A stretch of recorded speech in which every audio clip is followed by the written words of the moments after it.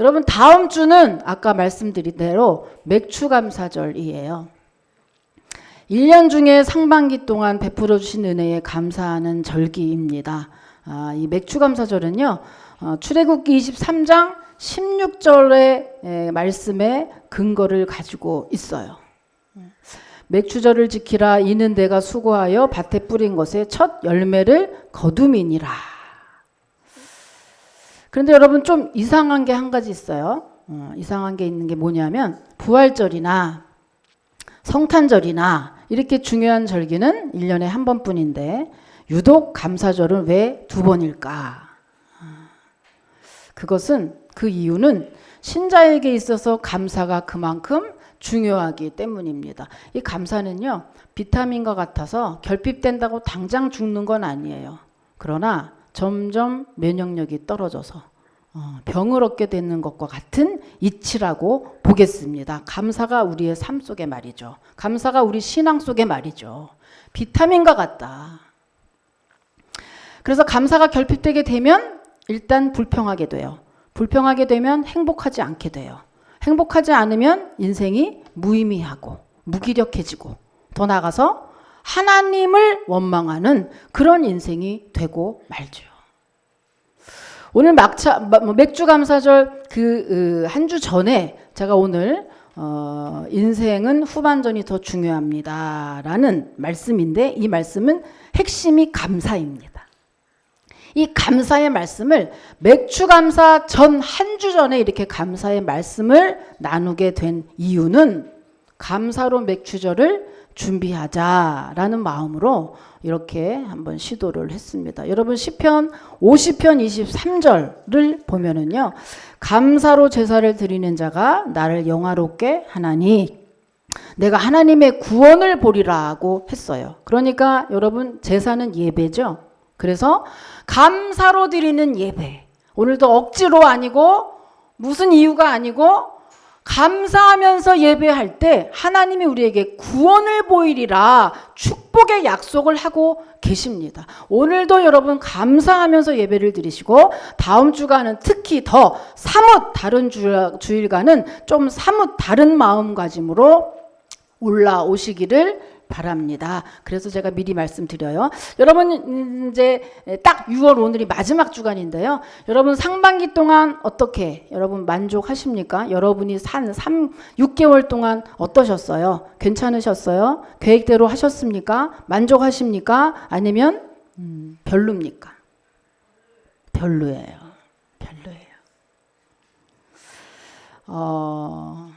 그렇죠. 만족한다는 대답을 나오는 게 사실 쉽지 않아요. 여러분 상반기를 결산하는 이 맥추 감사절이 우리에게 좀 더 의미가 있는 것은 지난 상반기를 돌아보고 이제 남은 반년을 더 잘 살아야겠다라는 결단을 하는 기회가 되기 때문이죠. 왜냐하면 7월 첫째 주자 하반기가 딱 시작하는 첫째 주에 맥추 감사절 잠깐 쉬어서 돌아보는 거예요. 잠깐 쉬어서 지나온 것을 돌아보고 다시 새롭게 하고 결단하고 시작하는 의미가 맥추 감사 의미다고 하는 거죠.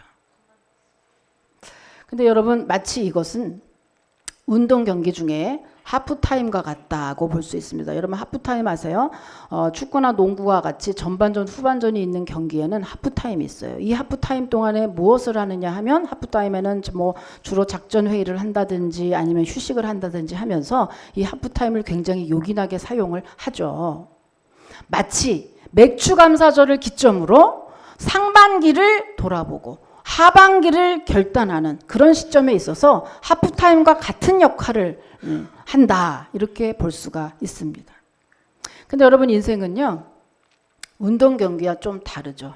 운동 경기는 전반전 후반전 있으면 어때요? 전반전이든 후반전이든 아무 때나 전반전에 못하면 후반전에 못했으면 전반전에 있는 점수를 가져다가 총 득점을 합계해서 승패를 결정하기 때문에 어떤 것을 해도 사실 상관이 없습니다. 어느 부든지 더 잘하면 되는 거거든요. 그런데 여러분 인생은 좀 다르죠.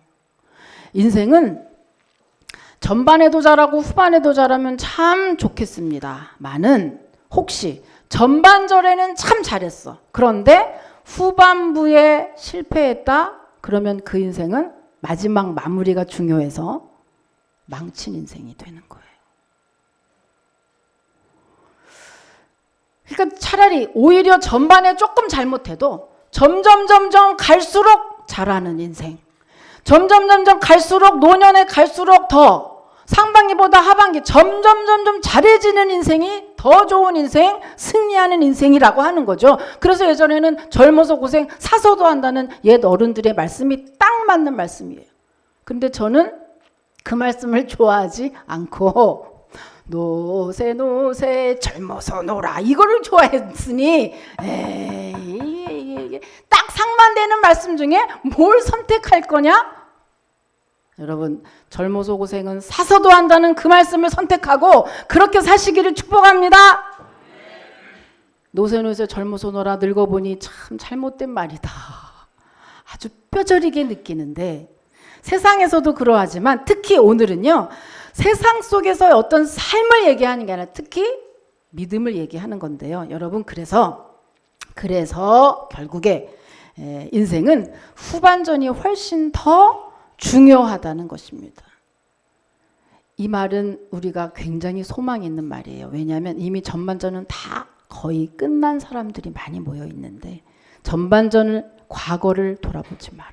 과거에 실패했다 돌아보지 마라.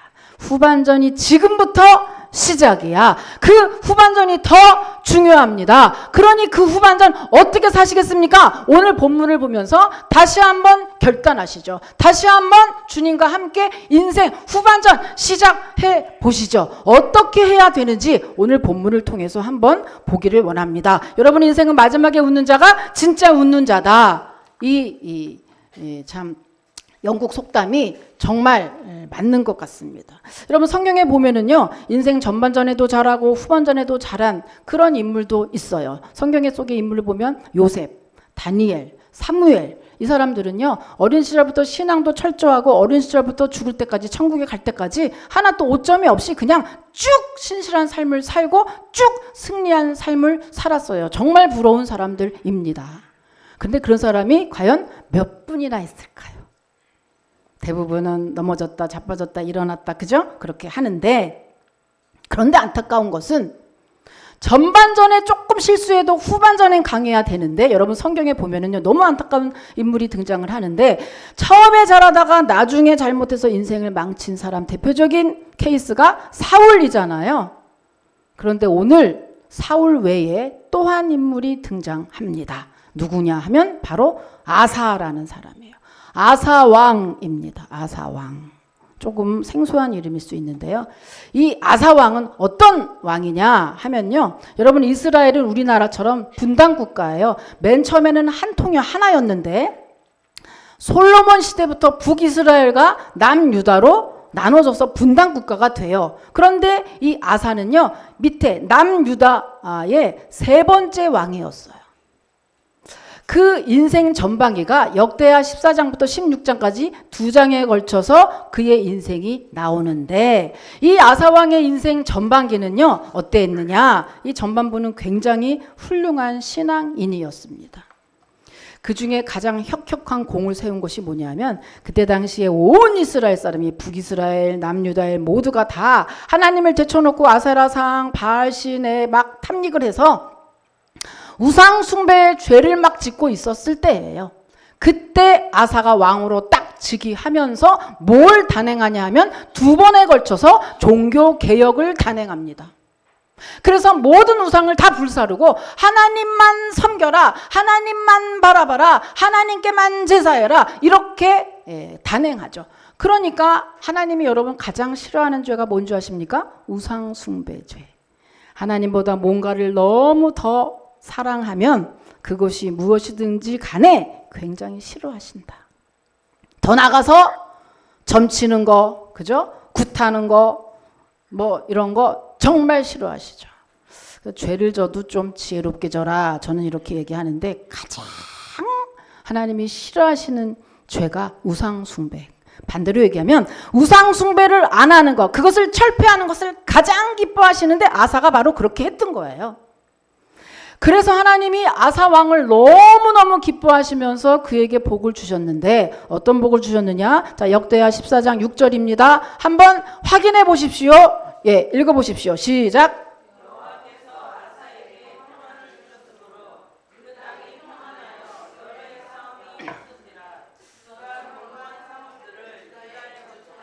아멘. 평안의 복을 주셨는데 이 뒤에 보면 장차 몇 년인 줄 아십니까? 30.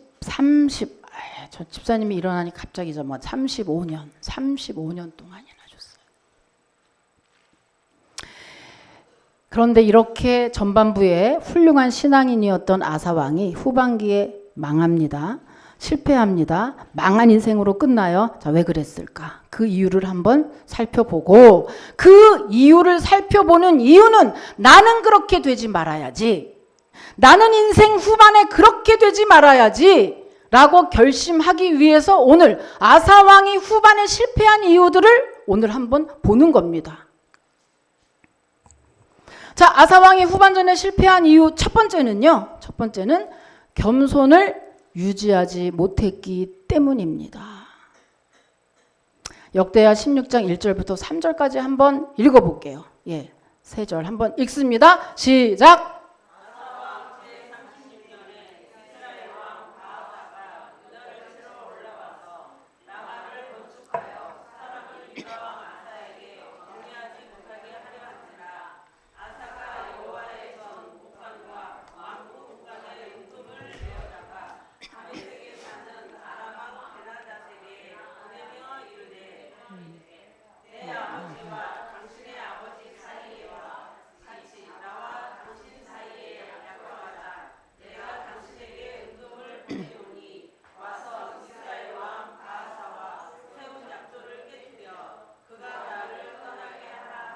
네, 이 내용이 무슨 내용이냐 하면은요.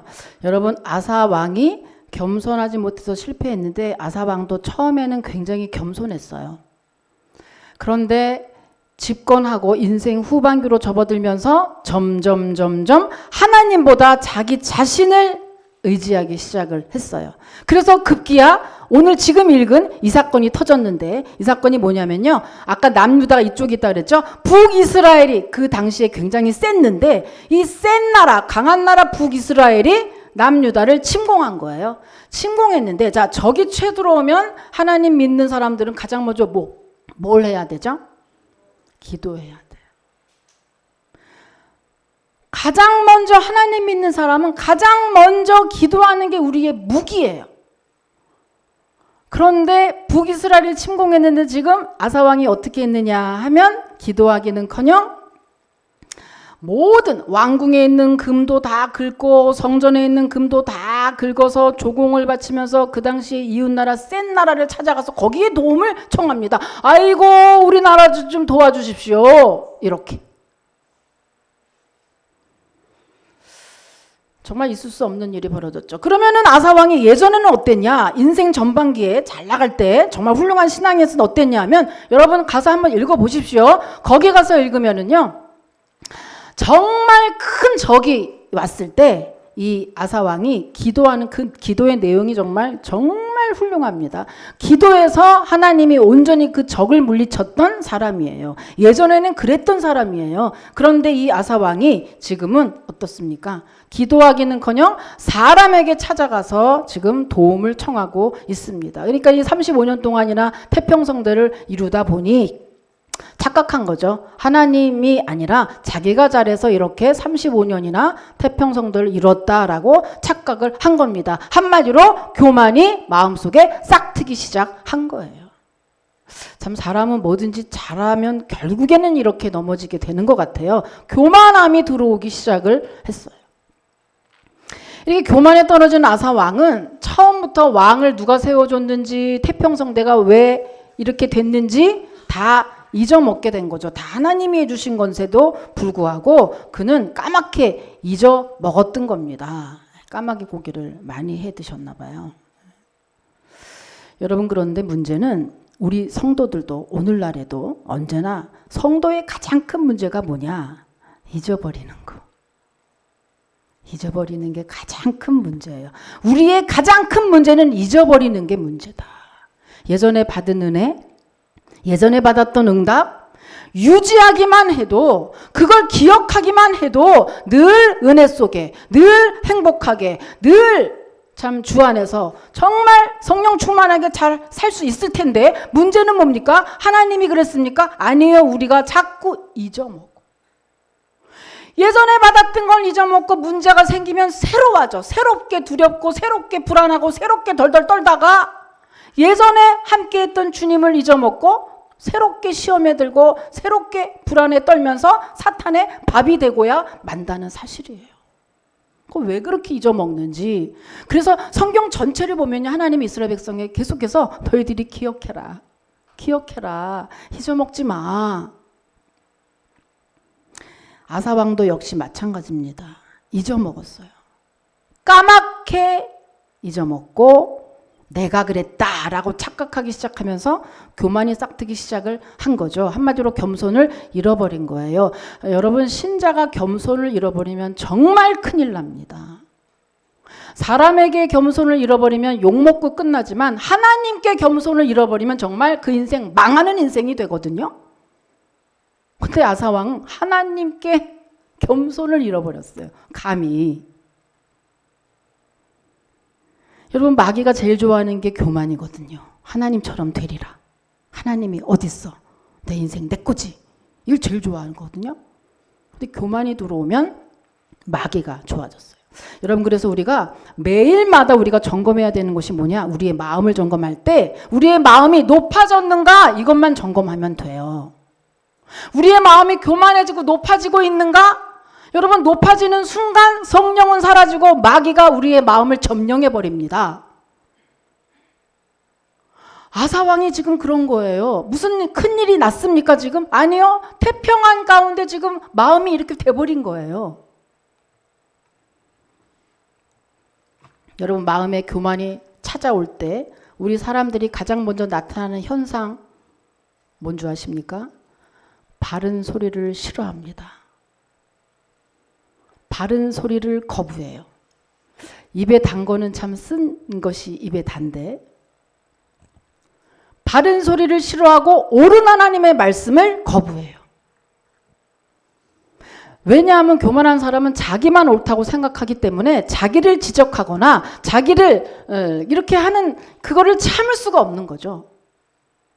그것이 하나님의 말씀이어도 그걸 참을 수 없는 거예요. 이 교만한 사람은.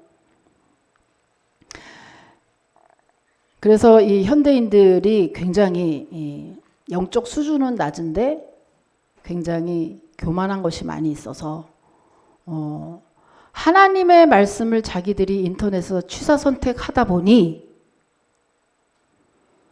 하나님의 말씀을 자기가 좋은 것만 듣는, 말세에 되면 그랬죠. 귀가 가려워서 자기가 스승을 둔다고 했거든요. 자기가 원하는 말씀을 찾아 듣다 보니 하나님의 말씀에 위력이 없는 거예요.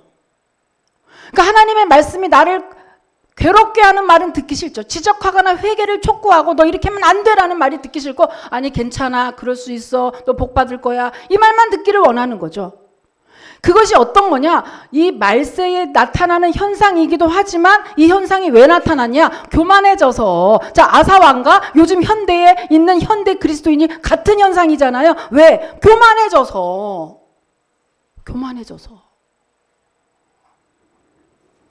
아사왕이 그랬습니다. 아사왕이 그래서 10절에 보면은요, 선지자가 그것을 지적해요. 자, 지적해요. 10절 한번 읽어볼까요? 여러분, 10절입니다. 시작.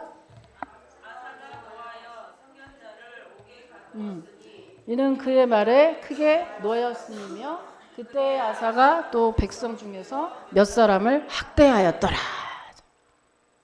아까 그랬죠? 아사 왕이 이미 교만해질 대로 교만했기 때문에 이렇게 선지자가 자기의 죄를 지적할 때 그것을 받아들일 리가 없죠. 그래서 아사 왕은 그 선지자가 바른 소리하는 선지자를 도리어 옥에다 가둬버립니다. 여러분, 이렇게 아사 왕이 하나님의 말씀을 전하는 선지자에게 이렇게 옥에 가두고 그의 말을 듣지 않았다는 얘기는 이제 하나님도 두렵지 않다는 얘기와 같은 얘기거든요. 그래서 결국에 아사가 어떻게 되죠? 결국에는 병이 났다 그랬죠. 그죠? 병이 납니다. 결국에는 병이 났는데 문제는 정말 대박이죠. 문제는 병이 났는데 어떻게 됐다 그랬죠? 아까 12절을 읽어보면 병이 났는데 의사를 찾았어요. 여러분 병이 났는데 의사를 찾는 게 뭐가 죄입니까? 당연히 찾아야죠. 그런데 문제는요. 의사만 찾았어요. 의사만 찾았다.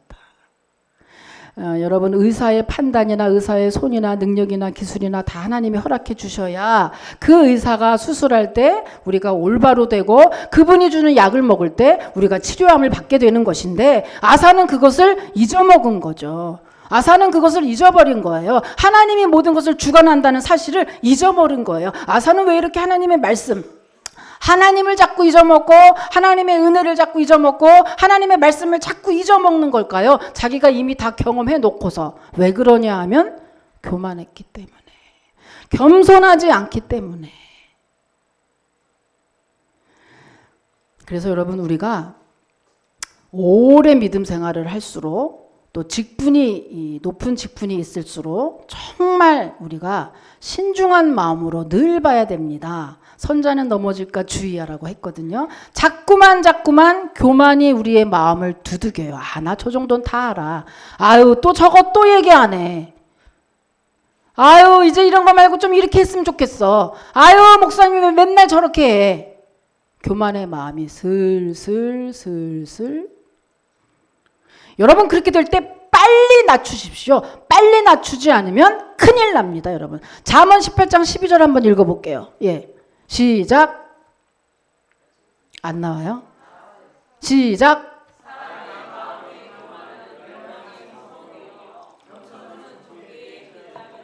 네, 믿음이 어린 자들이 하나님과 교회 앞에 교만 떨지 않습니다. 믿음이 있다, 은혜 체험했다, 직분이 있다 라는 사람들이 더 악의적인 행동을 할 때가 많이 있어요. 예전에 여러분 영락교회에 보면 한경진 목사님이 소천한 후에 큰 별이 지고 나니까 교회에 사탄이 많이 역사했나 봐요. 그래서 장로와 목사가 패가 갈려서 장로들이 목사를 그렇게 쫓아내는 교회로 유명했던 적이 있습니다. 그것을 이겨낸 분이 이철신 목사님이에요. 근데 이 이철신 목사님이 결국엔 그걸 이겨냈는데 그때 있었던 그 일화는 아주 유명하죠. 어떻게든지 자기 마음에 들지 않고 바른 소리 쓴소리 하는 목사가 싫은 거예요. 내 말 잘 들었으면 좋겠는데 그러니까 빨리 나가라. 절대로 나가지 않으니까 예배 드리고 이렇게 쭉 서 있으면 이제 악수하잖아요. 그죠? 악수할 때 한 장로가 그죠? 이렇게 와서 악수 딱 하고 악수할 때 여기 팍 찔린답니다. 악수를 팍 찌르고 언제 나갈 거야? 언제 나갈 거야? 아주 유명한 일화예요. 이렇게 찌르는 거죠. 악수하고 팍 찌르고 너 언제 나갈 거야? 이렇게. 이철신 목사님 어떻게 했느냐? 절대 안 나갔어요. 이분이 그 쓴뿌리를 이겨냈어요. 여러분 그 이철신 목사님이 사역하면서 재임 기간 동안에 소송을 무려 1700번이나 당했어요. 자기 교인들에게. 절대 안 나갔어요. 그래서 원로 목사로 은퇴할 때까지 결국은 그 교회가 승리했죠. 여러분 교회에서 그런 일이 왜 벌어져요? 교만해서. 저는 그런 분한테 꼭 얘기해 주고요. 네가 신학교 공부해서 네가 목사 돼 그럼. 아니 왜 그러는 거야? 왜 그래? 교회에 예수 믿고 복 받고 영혼의 구원함을 얻고 육신의 모든 복을 받으러 교회에 와놓고 아니 교회에서 왜 그래? 교만해져서 글쎄 교만해져서. 교만은 누구 때문에 오는 거죠? 사탄 마귀가 잡고 흔드는 게 교만이잖아요. 그래서 교만한 사람은 성령님도 어쩌지 못한다는 말이 생긴 이유는 직분자가 교만해지면 답이 없기 때문이죠. 여러분 은원교회는 정말 교만에 떨어지거나 자기 마음이 높아지거나 하나님을 대적하거나 교회를 대적하는 그런 성도는 단 한 사람도 없으시기를 주님의 이름으로 축복합니다. 두 번째 아사왕이 실패한 이유 감사하지 않아서입니다. 감사하지 않았어요. 이 아사왕이요 14장에서 6장까지 2장이 걸쳐서 이렇게 돼 있는데 이 아사왕이 교만해진 이유, 뭐 기도를 했던 거, 뭐 각가지의 것들이 다 쓰여 있거든요. 그런데 한번 집에 가서 한번 찾아보세요. 감사했다는 말은 한 구절도 나오지 않아요. 이게 무슨 말이냐? 아사왕은 기쁘나 즐거우나 무슨 일이 있을 때 어쨌든 감사에 인색했던 사람이에요. 평소에 감사하지 않았어요. 여러분 참 이상한 거는 감사할 때 겸손해져요. 겸손한 사람이 감사를 하지만 도리어 감사할 때 겸손해져요. 자, 한번 실험해 볼까요? 여러분, 자, 인사해 보십시오. 목사님 감사합니다. 한번 해보세요. 이렇게 잘하면 안 되는데. 여러분, 목사님 감사합니다 할 때 여기가 좀 간질간질하고 그런 사람 없어요? 좀 뭔가 간질간질하고, 이렇게 똥구멍도 좀 간질간질하고, 왜냐하면 거부감이 드니까. 간질간질, 근데 하려니까 해야 되니까, 막 간질간질해 이런 데가 막 거부감이 드는 거지, 막,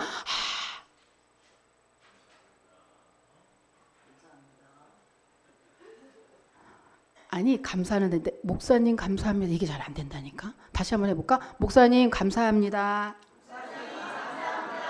이렇게 잘하면 안 되는데 참.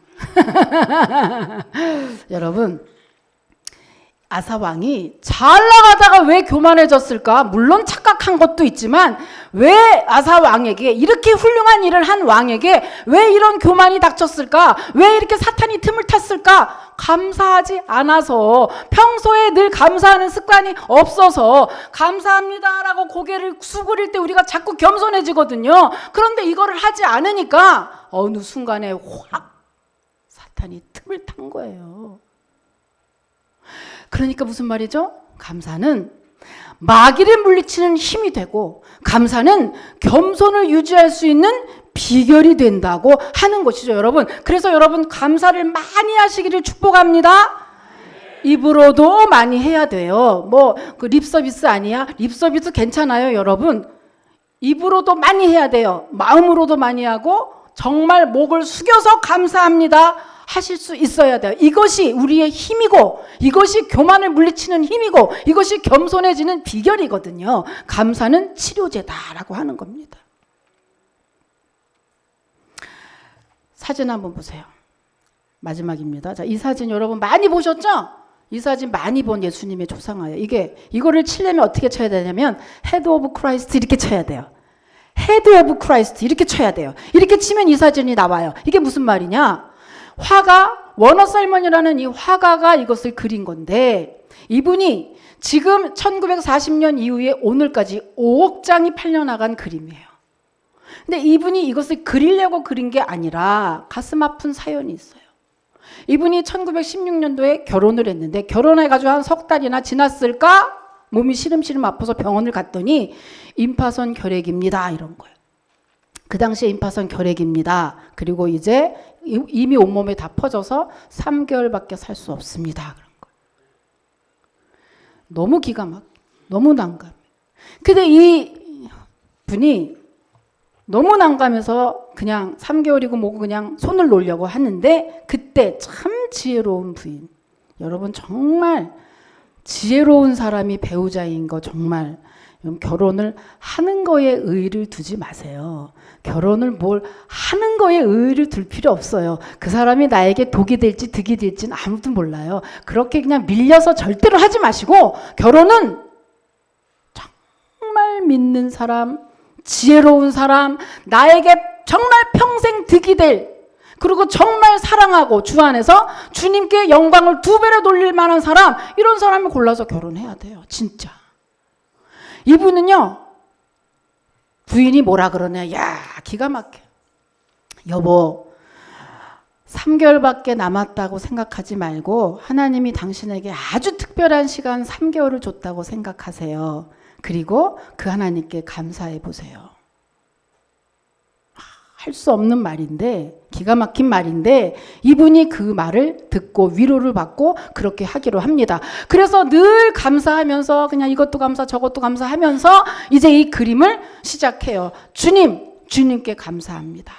3개월 동안 완성해서 해야지. 그리고 드디어 완성을 하는 날 보니까 아프지가 않은 거 이제 죽을 때 됐는데 아직 안 죽었네. 이러고 병원에 갔죠. 병원에 갔더니 뭐라 그럴까? 그죠? 아니 3개월 동안 무슨 일이 있었습니까? 결핵균이 싹 다 사라졌습니다. 할렐루야. 이렇게 도대체 뭘 드셨어? 예, 저는 감사의 약을 먹었습니다.